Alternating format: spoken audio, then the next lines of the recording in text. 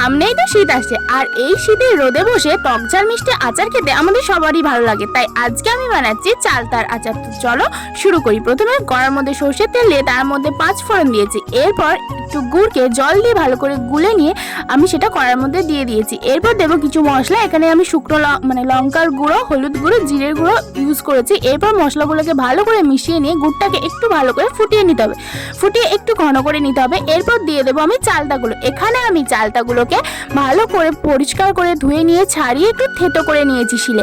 তোমরা চাইলে গোটা গোটাও দিতে পারো। আমি একটু থেতো করে নিয়েছি যাতে মশলাগুলো সব মশলার ভেতরে ভালো করে ঢোকে। এরপর ভালো করে এটাকে ফুটিয়ে নিতে হবে। একদম দেখো গুড়টা একদম চিটচিট মতো ভাব চলে এসেছে, এই অবধি ফোটাতে হবে। এরপরই দিতে হবে আসল জিনিস, মানে সেই সিক্রেট মশলা। আসলে সিক্রেট কিছু না, আমি একটু গোটা জিরে আর শুকনো লঙ্কাকে শুকনো খোলায় ভেজে একটু গুঁড়ো করে রেখেছিলাম। এবার নামানোর আগেই মশলাটা দিয়ে দেবো, ব্যাস তাহলেই রেডি হয়ে যাবে আমার চালতার আচার। এটা কিন্তু অনেক দিন পর্যন্ত আমরা স্টোর করে রাখতে